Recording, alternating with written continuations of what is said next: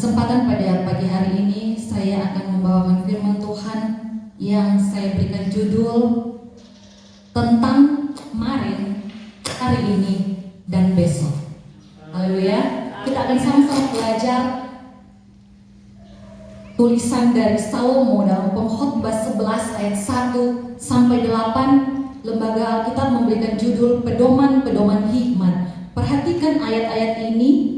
8 ayat ini kita akan fokus di dalamnya. Sama-sama kita akan belajar, dan kiranya Roh Kudus akan membawa kita pada pelajaran-pelajaran penting untuk kita mengerti kehendak Tuhan dalam hidup kita dengan suara Tuhan dalam perenungan firman. Pengkhotbah 11 ayat 1 sampai 8 kita mulai perhatikan di ayat 1. Lemparkanlah roti ke air, maka engkau akan mendapat kembali lama setelah itu. Ini artinya bahwa kita melakukan hal yang baik, maka kebaikan itu akan kembali kepada saya dan saudara. Amin. Roti itu bicara tentang makanan, hal yang baik yang kita lemparkan dan akan kembali. Tetapi di sana dikatakan ada kata lama. Jadi lama dalam pengertian itu dalam waktunya Tuhan. Ada waktu yang harus kita tunggu. Itu sesuai dengan maunya Tuhan. Ayat 2 perhatikan. Berikanlah bahagian kepada 7, bahkan kepada 8 orang, karena engkau tidak tahu malapetaka apa yang akan terjadi di atas bumi. Ini bicara tentang kita membagikan pemberian kita kepada sebanyak mungkin orang. Di sini dicatat 7 atau 8 orang, semaksimal yang kita bisa. Karena pada hari-hari firman Tuhan selanjutnya yang mendatang, engkau sendiri mungkin memerlukan banyak pertolongan. Kita hidup di dunia ini, hidup bermasyarakat, hidup bersosialisasi. Suatu hari kelak, orang yang membantu kita akan menjadi penolong untuk membantu kita. Orang yang kita doakan, justru lewat doa dia, Tuhan menjawab apa yang kita inginkan atau kita butuhkan. Jadi mari kita semaksimal mungkin. Di sini dikatakan pemberian itu dalam hal apapun yang sebisa kita kerjakan. Saya singgung tadi tentang doa, mungkin tentang tenaga kita, pikiran kita. Mari kita bagikan pemberian kita sebanyak mungkin. Di ayat yang ketiga, bila awan-awan sarat mengandung hujan, maka hujan itu dicurahkannya atas bumi, dan bila pohon itu jatuh, di situ ia tinggal terletak. Kita melihat tanda, dan akan terjadi sesuai dengan tanda yang kita lihat. Dan kita melihat bahwa sesuatu yang kita kerjakan itu tidak akan jauh dari pokoknya, tidak akan jauh dari apa yang kita kerjakan, yang kemudian kembali kepada kita. Tetapi perhatikan ayat 4. Siapa senantiasa memperhatikan angin tidak akan menabur, dan siapa senantiasa melihat awan tidak akan menuai. Jadi ini bicara tentang apa? Jangan kita selalu melihat keadaan kita, hanya selalu melihat sesuatu yang terjadi di sekitar kita dan menjadikan itu sebuah batu acuan atau sebuah dasar. Tetapi kita melihat semuanya itu, baik keadaan yang kita bisa kemudian pikir sebagai hal yang baik, maupun keadaan yang kita tidak pikir sebagai hal yang baik, kita gunakan kesempatan itu. Dalam semua hal kita harus gunakan. Di sini dikatakan menuai. Jangan menunggu sesuatu itu menjadi baik kalau kita lihat tidak baik. Jangan menunggu sesuatu itu menjadi sempurna dulu. Jangan kita dipengaruhi oleh keadaan sekitar, tetapi kita harus menguasai keadaan itu. Amin. Haleluya. Jangan melihat semuanya itu untuk mempengaruhi saya dan saudara melakukan sesuatu yang dikehendaki oleh Tuhan. Jangan menunggu, gunakan segala kesempatan. Kita perhatikan konsep menabur dalam Alkitab. Mari kita baca Amsal 3 ayat 27 sampai 28. Janganlah menahan kebaikan daripada orang-orang yang berhak menerimanya, padahal engkau mampu melakukannya. Engkau mampu tetapi engkau menahan dan tidak melakukan itu. Selanjutnya dikatakan, janganlah engkau berkata kepada sesamamu, pergilah dan kembalilah besok akan kuberi, sedangkan yang diminta ada padamu. Ada sebuah kesaksian yang begitu memberkati kehidupan saya dari seorang evangelis. Dia adalah seorang YouTuber, seorang hamba Tuhan yang dipakai Tuhan secara luar biasa. Di dalam masa sulitnya, dia hanya punya 50.000 di tangan. Dan ada orang yang bukan seagama dengan dia datang minta tolong karena menambah biaya perawatan puskesmas. Sebesar apa? Sebesar 50.000. Apa yang dia punya? Sementara itu dipersiapkan untuk besok anaknya mau beli susu. Itu uang satu-satunya. Tetapi dia peka dengan firman Tuhan. Dia mengerjakan, dia memberi apa yang ada pada saat itu. Yakobus 4 ayat 17. Jadi jika seorang tahu bagaimana ia harus berbuat baik, tetapi ia tidak melakukannya, ia berdosa. Dan hamba Tuhan ini melakukannya saat yang dibutuhkan, waktu yang harusnya dia memberikan susu kepada anaknya. Di waktu yang tepat ada orang yang memberikan susu yang dibutuhkan persis mereknya.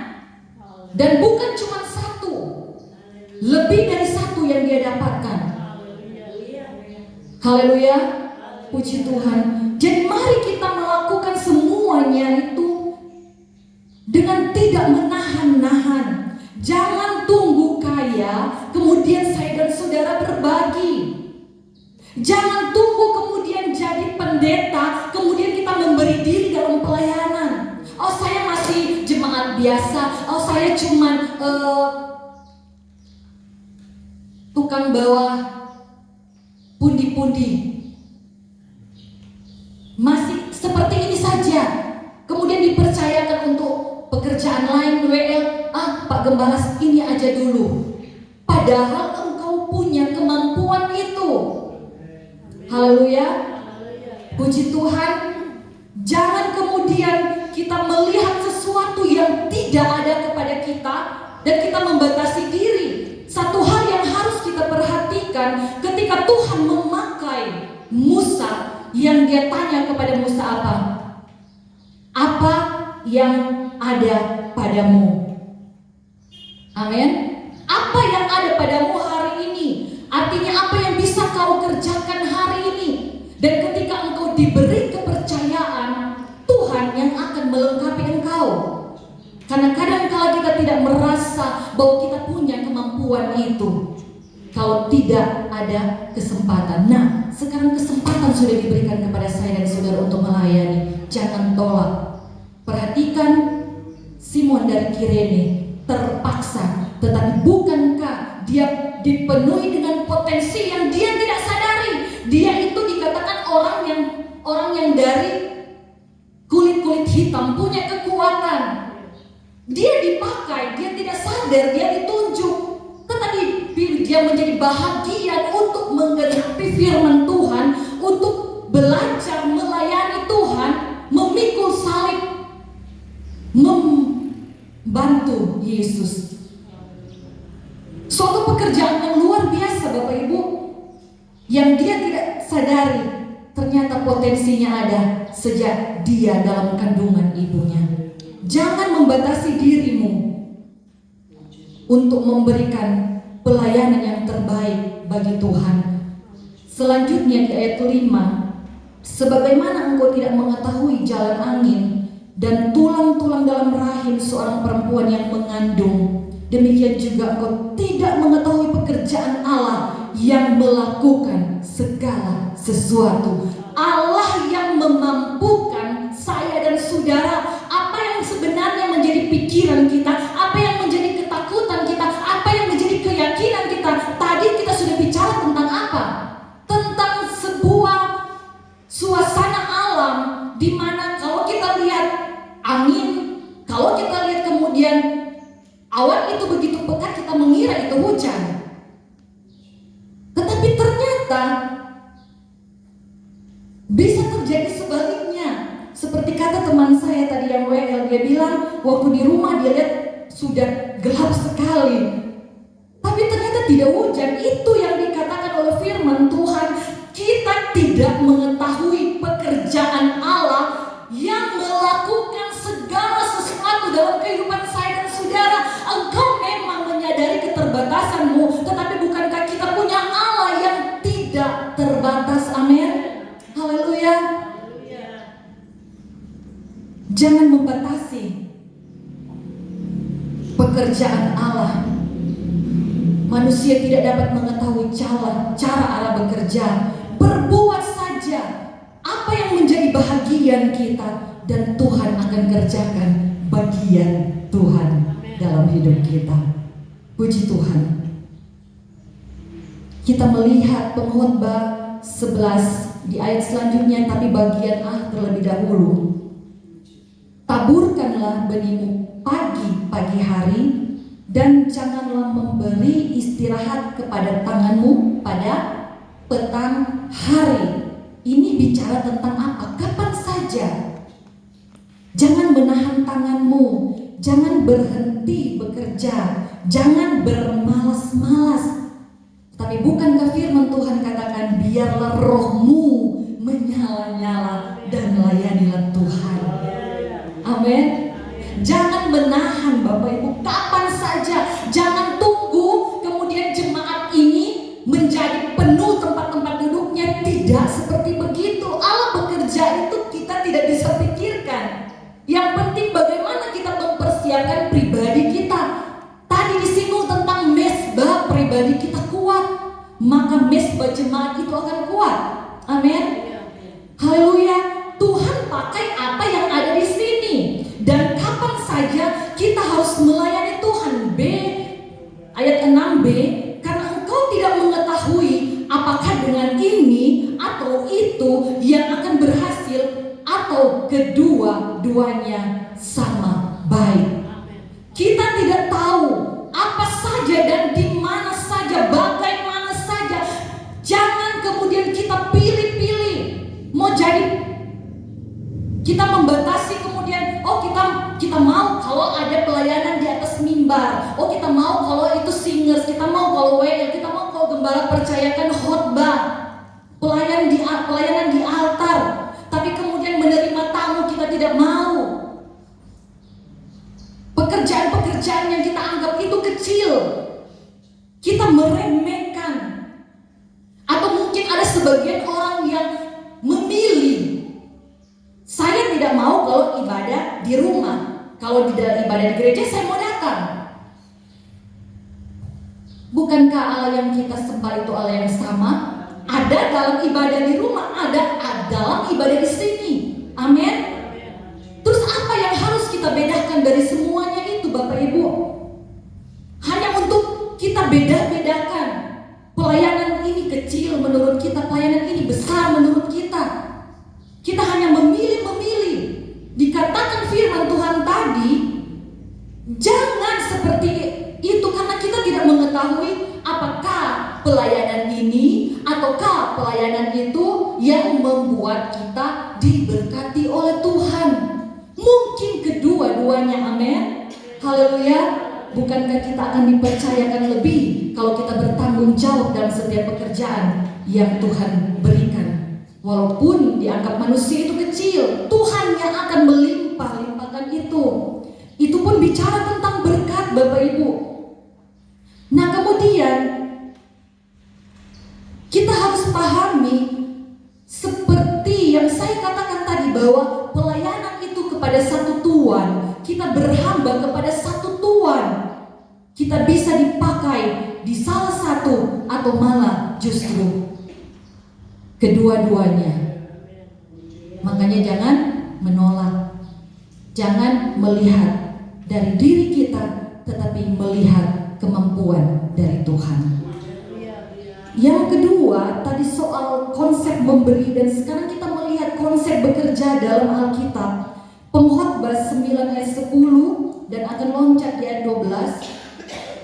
Segala sesuatu yang dijumpai tanganmu untuk dikerjakan, kerjakanlah itu apa? Sekuat tenaga, semaksimal mungkin.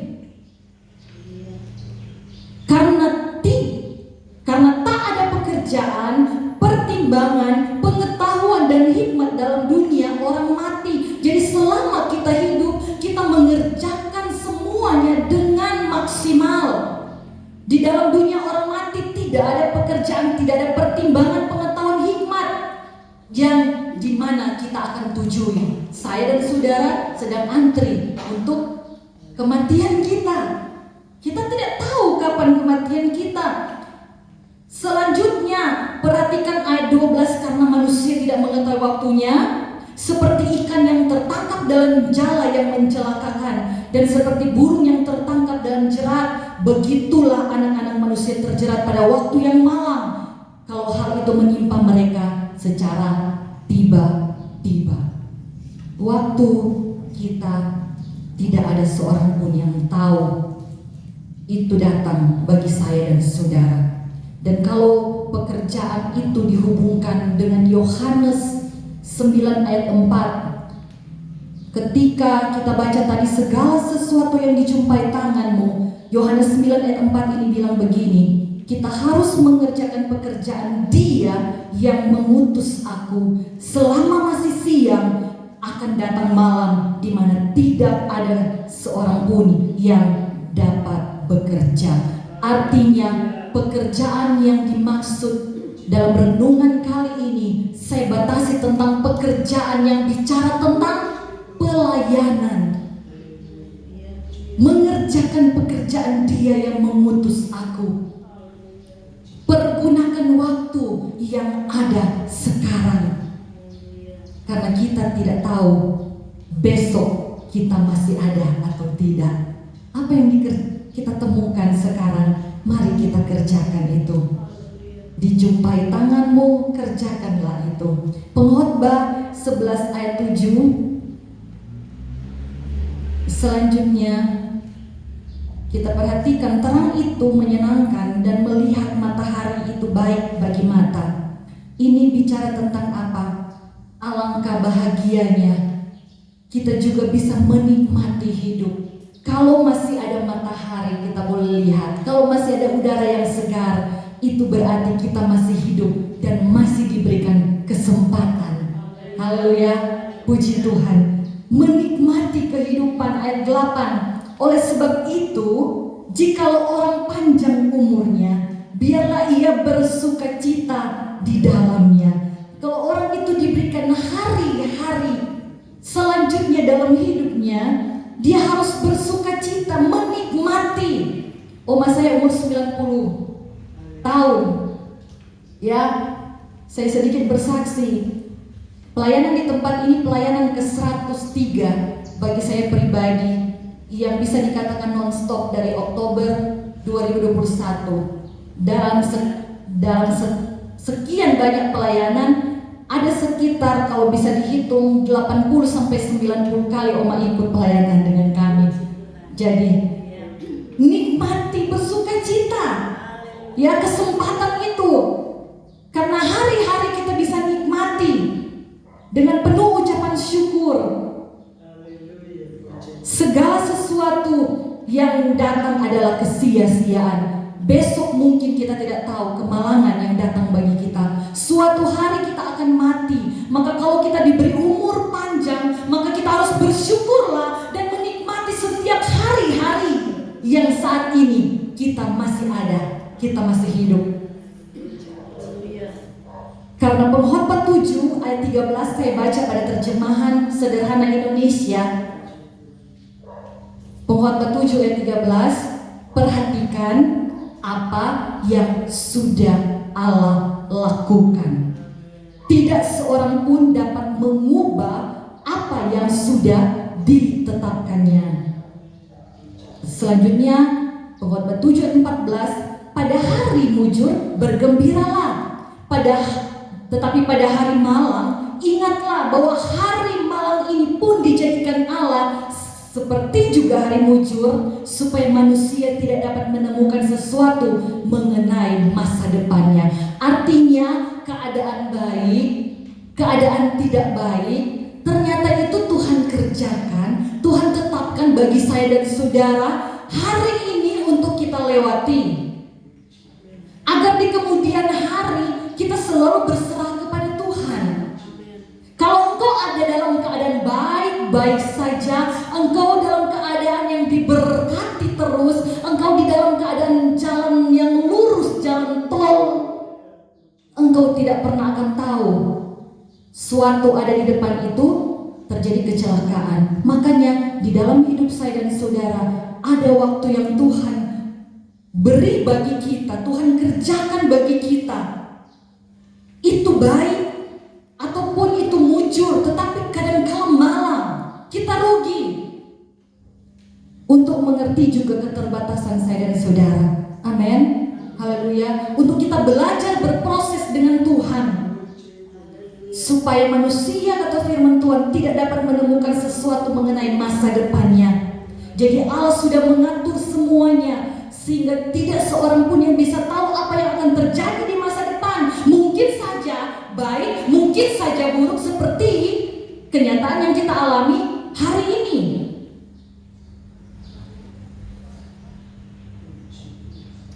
Semuanya itu Tuhan buat dalam kehendak Tuhan.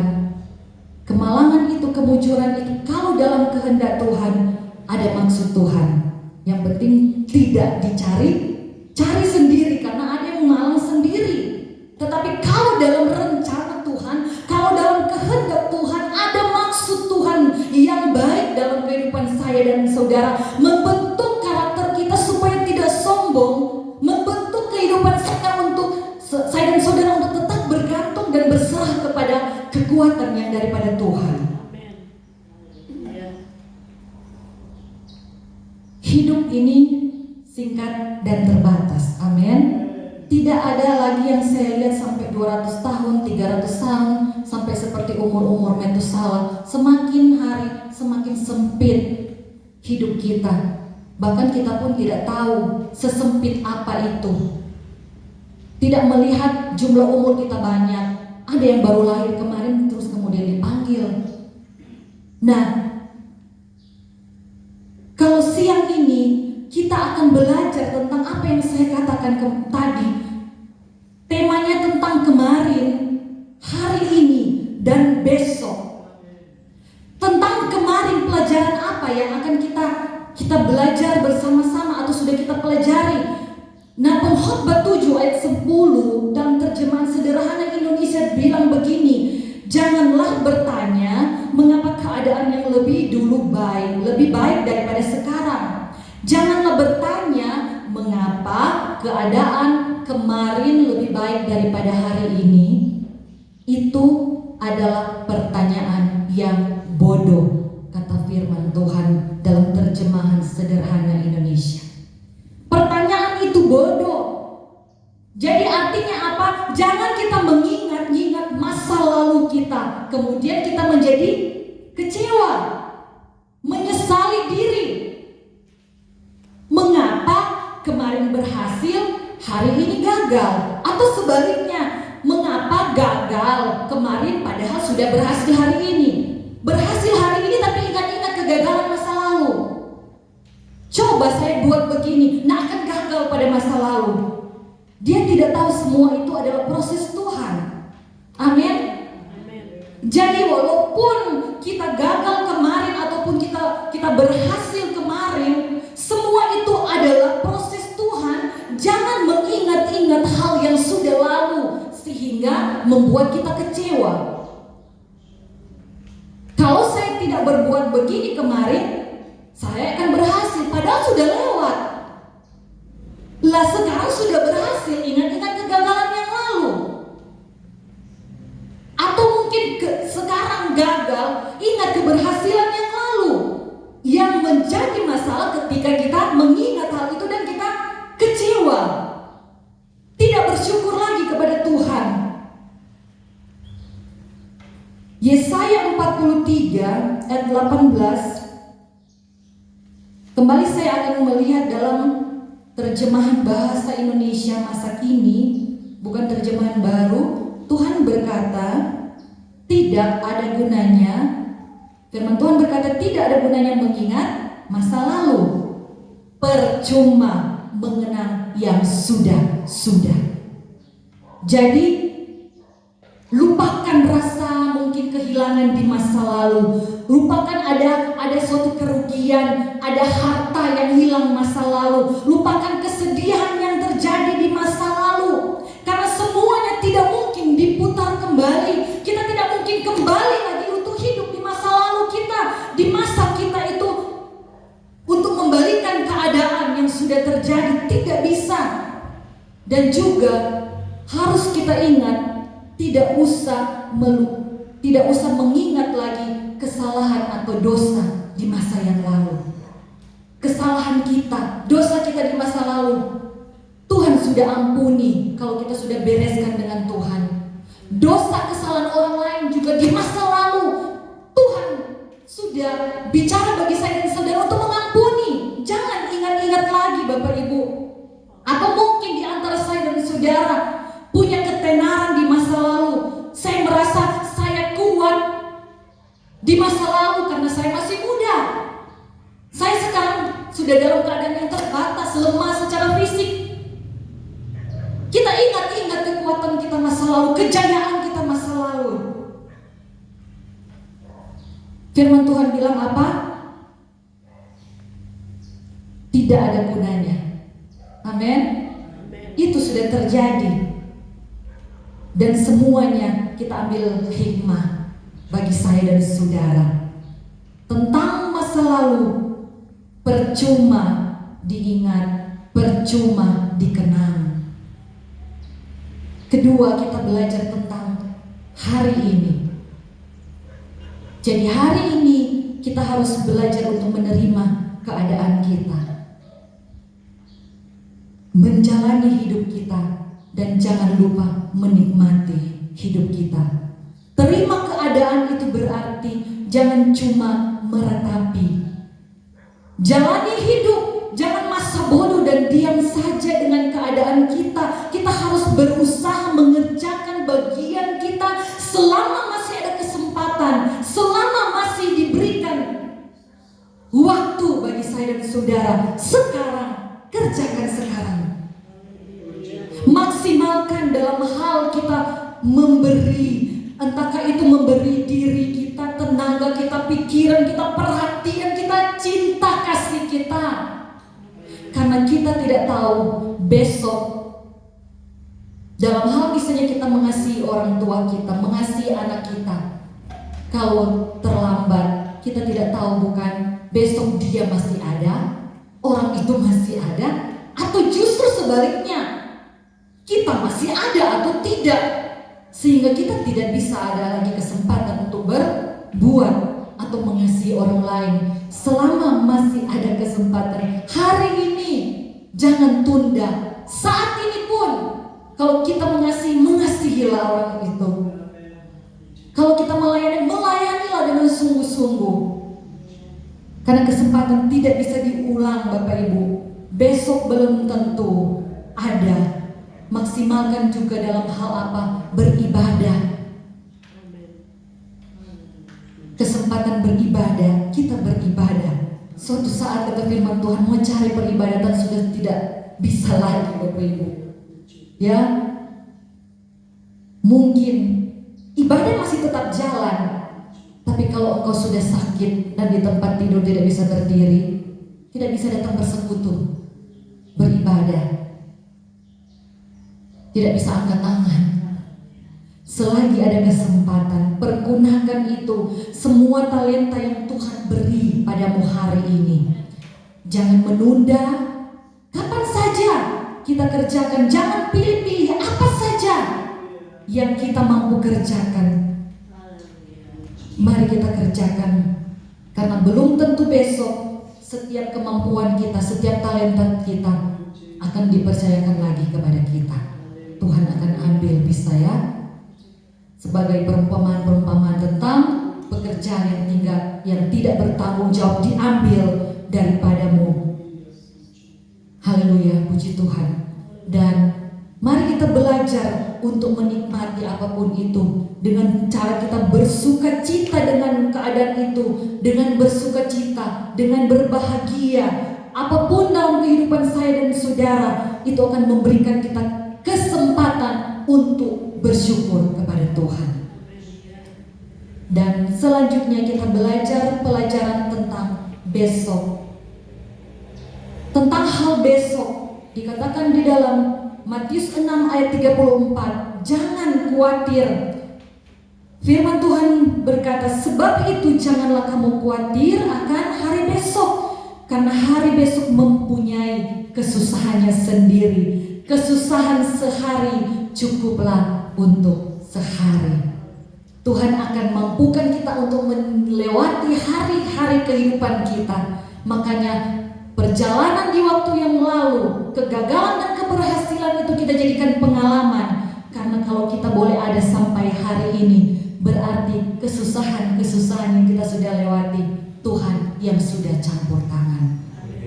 Untuk itu kesusahan hari ini pasti Tuhan akan campur tangan. Jangan pikirkan kesusahan-kesusahan besok, itu akan merampas damai dan sejahteramu, sehingga engkau tidak bersukacita, tidak berbahagia, tidak bersyukur kepada Tuhan. Ayat 27, siapakah di antara kamu yang karena kekhawatirannya dapat menambah sehasta saja pada jalan hidupnya? Ada di antara kita yang demikian? Bisakah kita? Tidak ada seorang pun yang karena khawatir kemudian kita bisa melangkah. Malah kekhawatiran itu akan menahan kita, akan mengikat saya dan saudara untuk tidak melakukan apa-apa, karena terlalu takut dengan hari besok. Makanya hari ini hanya diam saja. Padahal Tuhan bilang jangan khawatir, mari bagian kita kerjakan. Dan yang kedua, tadi bicara tentang jangan khawatir. Yang kedua yang ingin saya bagikan, jangan memuji diri karena besok.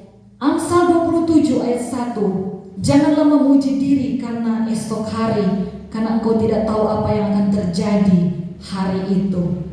Yakobus 4 juga bilang, jangan kita berkata bahwa kita akan pergi besok berangkat ke kota itu, dan setahun kita bekerja kita akan mendapat untung. Karena mungkin Tuhan izinkan besok ada kemalangan bagi saya dan saudara. Jangan memuji diri tentang hari esok, karena itu akan membuat engkau menjadi sombong, membuat engkau menjadi takabur, membuat engkau terlalu percaya diri dan hanya mengandalkan kemampuanmu, lupa mengandalkan kemampuan dari Tuhan. Untuk itu firman Tuhan mau ajarkan kita berserah kepada campur tangan dan selalu minta kekuatan daripada Tuhan. Karena firman Tuhan juga kita banyak kali kita dengarkan. Ada firman Tuhan yang bilang apa? Sekarang aku tahu bahwa Tuhan melakukan bersama-sama dengan aku. Allah turut campur tangan. Sekarang, ya, jadi kesimpulannya sekarang.